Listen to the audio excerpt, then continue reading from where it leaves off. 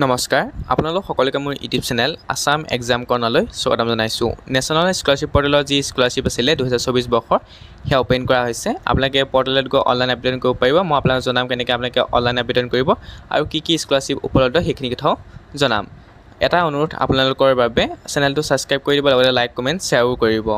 আপোনালোকে প্ৰথমে OTI registration কৰিব লাগিব। তাৰ কাৰণে মই যিটো দেখুৱাইছোঁ আপোনালোকে ষ্টুডেণ্টত ক্লিক কৰিব। ষ্টুডেণ্টত ক্লিক কৰাৰ পিছতে আপোনালোকৰ সন্মুখত এনেকৈ ওলাব পুনৰ তলে স্ক্ৰল ডাউন কৰি আহি থাকিব। ইয়াত দেখিব তলে OTR বুলি তাৰপিছত লগইনৰ বটনটো ক্লিক কৰিব। লগইন বটনটোত ক্লিক কৰাৰ পিছতে আপোনালোকৰ সন্মুখত লগইনো আহিব, লগতে ৰেজিষ্টাৰ আহিব, লগতে মোবাইল নম্বৰ চেঞ্জ কৰিবলৈও আহিব। গতিকে আপোনালোকে ইয়াত ৰেজিষ্টাৰ বটন আৰু চেঞ্জ মোবাইল নম্বৰ তিনিটা অপশ্যন দেখিব। যদি আগতে লগইন কৰি ৰাখিছে তেতিয়াহ'লে লগইন কৰিব পাৰিব। যদি আগতে খুলি ৰাখিছে ৰেজিষ্টাৰ কৰিবলৈ হ'লে প্ৰথম 4টা ষ্টেপ পাৰ কৰিব লাগিব আপোনালোকে। Guideline, register mobile number, KYC। প্ৰথম গাইডলাইনখিনি পঢ়িব। তাৰপৰা আহিলে আপোনালোকৰ ৰেজিষ্টাৰ মোবাইল নম্বৰ, অৰ্থাৎ ৰেজিষ্টাৰ মোবাইল নম্বৰ কাৰণে আপোনালোকৰ যিকোনো মোবাইল নম্বৰ দিলেই হ'ল। কিন্তু KYC ক্ষেত্ৰত আধাৰ নম্বৰৰ লগত আপোনালোকৰ যিটো মোবাইল লিংক আছে সেইটো লাগিব। সেইটো হ'লেহে আপোনালোকে একাউণ্ট অ'পেন কৰিব পাৰিব। লগতে আপোনালোকৰ যিখন বেংক একাউণ্ট সেই বেংক একাউণ্টটো আপোনালোকৰ লিংক হৈ থাকিব লাগিব। এনেকৈ কৰাৰ পিছত নেক্সট বটনত ক্লিক কৰিব। নেক্সট বটনত ক্লিক কৰাৰ পিছত আহিব আপোনালোকৰ ওপৰত লাগিব মোবাইল নম্বৰ। মোবাইল নম্বৰ যিকোনো দিলেই হয়, আধাৰ নম্বৰ লিংক থকাটো নহ'লেও হয়।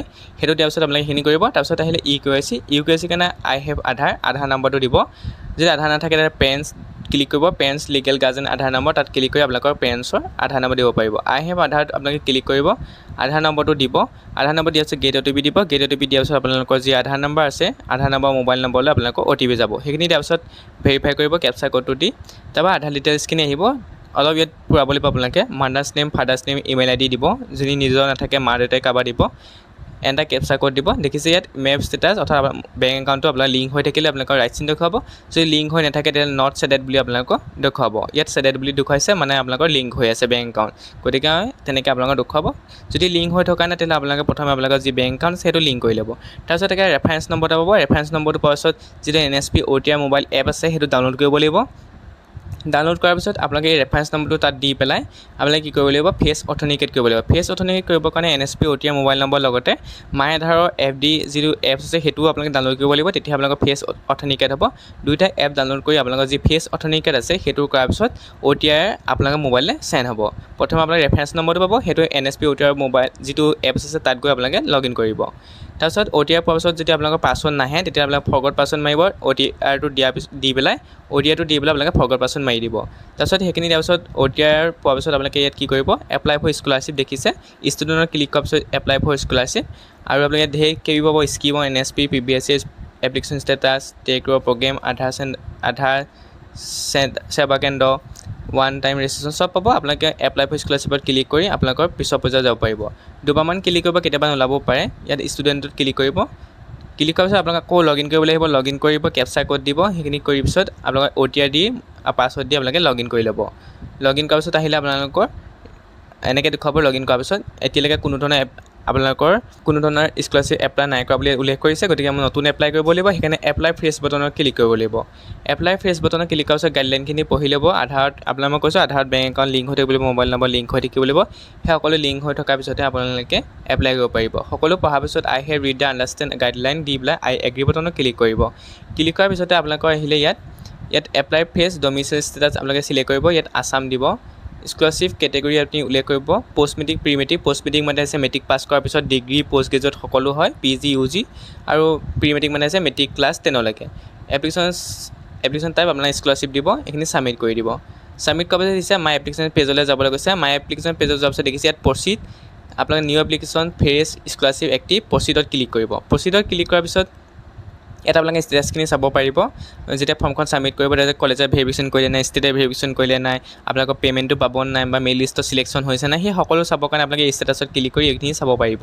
সকলো ডিটেইলছ আপোনালোকে ইয়াত দিব। মাইলষ্টন, পে'মেণ্ট ডিটেইলছ সকলো ইয়াত লিখা আছে দেখিছে। যদি আপুনি নতুনকৈ এপ্লাই কৰাৰ পিছত যদি পায় পে'মেণ্ট সকলো আপুনি ইয়াত ষ্টেটাছত ক্লিক কৰিব লাগিব। যিহেতু আমি ফৰ্মখন ফিল আপ কৰিব লাগে, গতিকে ফিল এপ্লিকেশ্যনত দি পেলাই আমি ফৰ্মখন ফিল আপ কৰিম। ফিল এপ্লিকেশ্যন বটনটো ক্লিক কৰিব। ক্লিক কৰাৰ পিছত আপোনালোকৰ সন্মুখত এনেকৈ আহিব general information, academic details, application specific scheme available সকলো আপোনালোকে দেখি পাব। জেনেৰেল ইনফৰ্মেশ্যন প্ৰথমখিনি আপোনালোকৰ আহিবই, যেনেকৈ আপোনালোকে প্ৰথম এপ্লাই কৰিছিলে, প্ৰথমখিনি যে আমি ষ্টেপটো গৈছিলোঁ সেইখিনি ওলাই পৰিব। ইয়াত পাৰ্চনেল ডিটেইলছ সব ওলাই পৰিব, আপোনালোকে ইয়াত চাব। ইয়াত আপোনালোকে কমিউনিটি চিলেক্ট কৰিব কমিউনিটি আপোনালোকৰ জেনেৰেল OBC SC ST ক লৈ বেলেগ বেলেগ স্কলাৰশ্বিপ যেতিয়া আপোনালোকে পিছৰ পৰ্যায়লৈ যাবগৈ তেতিয়া আপুনি গম পাব প্ৰত্যেকৰ কাৰণে বেলেগ বেলেগ স্কলাৰশ্বিপ এভেইলেবল আছে আৰু এনুৱেল ফেমিলি ইনকামটো দিব আৰু ইনকাম চাৰ্টিফিকেট হয়তো আপোনালোকৰ প্ৰয়োজন হ'ব পাৰে এইখিনি আপোনালোকে নো ৰাখিব যদি ইয়েছ হয় ইয়েছ দিব পেৰেণ্ট প্ৰফেশ্যন উল্লেখ কৰিব ইয়াৰ পৰা কি হয় পেৰেণ্ট প্ৰফেশ্যন আপোনালোকৰ যদি খেতি বাতি কথা আদাৰ্ছত ক্লিক কৰিব যিটো আদাৰ্ছ দেখিছে তাত ক্লিক কৰিব যদি ইয়াৰ ভিতৰত কিবা আছে তেতিয়াহ'লে আপোনালোকে দিব পাৰে নাথাকিলে যিটো আদাৰ্ছ আছে সেই আদাৰ্ছতে ক্লিক কৰিব মেৰিটেল ষ্টেটাছৰ ক্ষেত্ৰত আপোনালোকৰ ডিভোৰ্চ আনমেৰিড যি আছে আপোনাৰ দিব লাগিব এইটো আনমেৰিড বুলি উল্লেখ কৰিব যদি আপুনি মেৰিড হয় মেৰিড দিব আনমেৰিড হ'লে unmarried any of the parents not alive not applicable ৰাখিব তাৰপৰা ডিষ্ট্ৰিক্ট চুজ কৰিব ইয়াৰ পৰা নিজৰ ডিষ্ট্ৰিক্টটো লোকেলিটি চিলেক্ট কৰিব ৰুৰেল আৰ্বান আদাৰ্ছ যি হয় ৰুৰেল হ'লে চাব ডিষ্ট্ৰিক্ট চিলেক্ট কৰিব যিটো আপোনালোকৰ মহকুমা বুলি কয় সেইটো উল্লেখ কৰিব গাঁওখন আপুনি ইয়াৰ পৰা চিলেক্ট কৰিব গাঁও তাৰপৰা হাউচ নম্বৰ ষ্ট্ৰীট নম্বৰ উল্লেখ কৰিব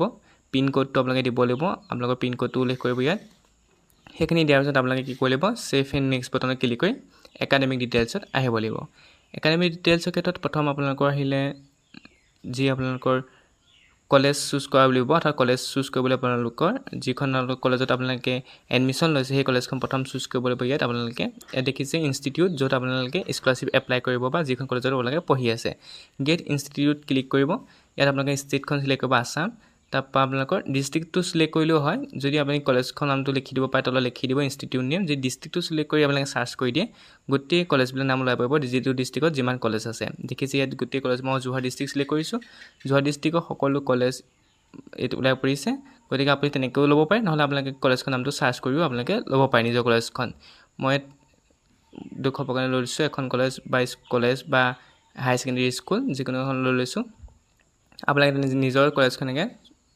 চুজ কৰি ল'ব কেতিয়াবা কিছুমান প্ৰব্লেমৰ কাৰণে নাহিব পাৰে কিন্তু আপোনালোকৰ যিহেতু নতুনকৈ অপেনিং কৰিছে আপোনালোকে NSP পৰ্টেলটো গতিকে অলপ টাইম লাগিব পাৰে আপডেট দি আছে তেওঁলোকে সেইকাৰণে অলপ টাইম লাগিব পাৰে আপোনালোকৰ কলেজখনো উপলব্ধ নহ'ব পাৰে প্ৰেজেণ্ট ক্লাছটো উল্লেখ কৰিব ইয়াত আপোনালোকৰ এতিয়াও BA BSc কাৰণে অহা নাই দেখিছে হয়তো আপডেট দি আছে আপোনালোকৰ পৰ্টেলটো অকল হাই ছেকেণ্ডেৰীলৈকে উপলব্ধ হৈছে যদি মানে যিখন কলেজ চুজ কৰে তাত আপোনালোকৰ সেইখিনি ওলাব ধৰি লওক আপুনি কিবা ডিগ্ৰী থকা কলেজখন চুজ কৰিছে তাত ডিগ্ৰীখিনি উল্লেখ কৰিব এতিয়া মই যেতিয়া হাই ছেকেণ্ডেৰী চুজ কৰিলে সেই হাই ছেকেণ্ডেৰী কলেজখনে ওলাই পৰিছে roll number section mode of study উল্লেখ কৰিব হোষ্টেল লাগিব নালাগে সেই সকলোখিনি উল্লেখ কৰিব PVS একাডেমিক ডিটেইলছ এইখিনি আপোনালোকে পাৰিলে যি কেফ আছে কেফত গৈ এপ্লাই কৰিব কাৰণ বহুত দীঘলীয়া প্ৰচেছ গতিকে আপোনালোকে ভুল কৰিলে অলপ দিগদাৰ হ'ব সেইকাৰণে আপোনালোকে কেফত গৈ ভালদৰে পূৰাব প্ৰত্যেকটো ষ্টেপ চাই আপোনালোকে এপ্লাই কৰিব নহ'লে মোবাইলতে এপ্লাই কৰিব পাৰে বা নিজৰ কম্পিউটাৰটো এপ্লাই কৰিব পাৰে তেনেকৈ প্ৰেজেণ্ট ক্লাছ দিব বৰ্ড চিলেক্ট কৰিব প্ৰিভিয়াছ পাছিং ইয়াৰ কি সেইখিনি সকলো আপোনালোকে দিব লাগিব বৰ্ড অফ ছেকেণ্ড ইয়াৰ মাৰিব আছাম দেখিছে ওলাই পৰিছে নিজে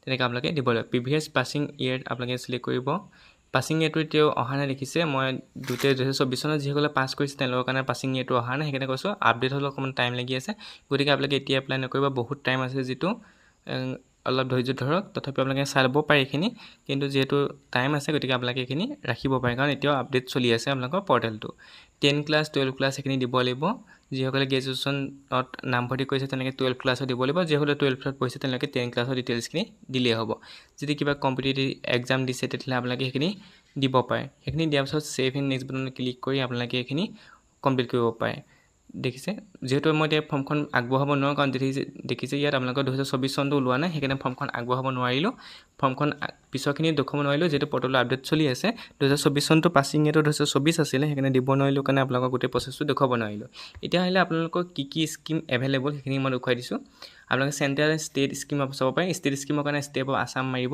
চাৰ্চ কৰি দিব চাৰ্চ কৰি দিয়াৰ পিছতে আপোনালোকৰ গোটেই স্কিমবোৰ ওলাই পৰিব অসমৰ কি স্কিম আছে NSP পৰ্টেলত সেই স্কিমখিনি ওলাই পৰিব দেখিছে ইয়াত প্ৰি মেট্ৰিক স্কলাৰশ্বিপ এইবোৰ NSP অসমৰ তেনেকৈ আপোনালোকৰ প্ৰত্যেকটো ওলাব এইবিলাক ক্ল'জ কৰা হ'ল যিটো অ'পেনিং কৰা হ'ব তাত আপোনালোক গ্ৰীণ দেখিব এইবিলাক ক্ল'জ কৰা হৈছে অলপ ডেট খেলিমেলি কৰি ৰাখিছে তেওঁলোকে মই কৈছোঁ যে আপডেট চলি আছে গতিকে আপোনালোকে এতিয়া এপ্লাই নকৰিব সদ্যহতে অলপ দিন ধৈৰ্য ধৰক যিহেতু টাইম বহুত দিছে মই আপোনালোকক দেখুৱাম কেতিয়ালৈকে টাইম আছে আপোনালোকে চাব পাৰিব post matric scholarship OBC student post matric scholarship SC student এইখিনি আপোনালোকে চাব পাৰিব এনেকৈ scheme close defective application verification close সকলো লিখা আছে কেতিয়া আপোনালোকে এপ্লাই শেষ হ'ব কেতিয়া লাষ্ট ডেট কেতিয়া কলেজত ভেৰিফাই কৰিব সকলো উল্লেখ কৰা আছে আপোনালোকে এনেকৈ চাব পাৰে। আপোনালোকৰ চেণ্ট্ৰেল স্কিম চাবৰ কাৰণেও তেনেকৈ আপোনালোকে চেণ্ট্ৰেলত গৈ আপোনালোকে চাৰ্চ কৰিব লাগিব। ইয়াত মই দেখুৱাইছোঁ যে ইয়াত হৈছে চেণ্ট্ৰেল ছেক্টৰ স্কিম। মই হেৰি কৰি ৰাখিছোঁ, চাৰ্চ কৰি ৰাখিছোঁ। তেনেকৈ চাৰ্চ বটনটো ক্লিক কৰি দিছোঁ।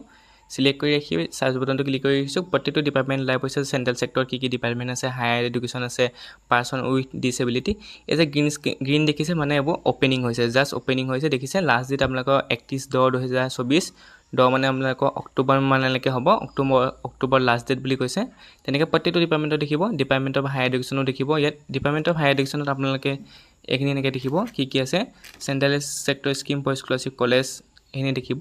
আপোনালোকৰ ইচ্ছানুদয়ী স্কলাৰশ্বিপো আছে। গতিকে আপোনালোকে ইচ্ছানুদয়ী স্কলাৰশ্বিপ চাবৰ কাৰণে ইয়াত আপোনালোকৰ UGCত ক্লিক কৰি ল'ব। ইয়াত আপোনালোকে দেখিব UGC আৰু নৰ্থ ইষ্টাৰ্ণ কাউন্সিল। UGCত আপোনালোকৰ ইচ্ছানুদয়ী স্কলাৰশ্বিপ আহে। এটা আছে national scholarship for post graduate studies, এইটো অ'পেনিং হৈছে।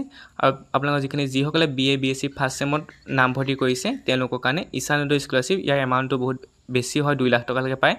গতিকে আপোনালোকে এতিয়া এপ্লাই কৰিব পাৰে ইচ্ছানুদয়ী স্কলাৰশ্বিপ। ইয়াত দেখিছে আপোনালোকৰ অ'পেনিং সকলোৰে হৈ গৈছে।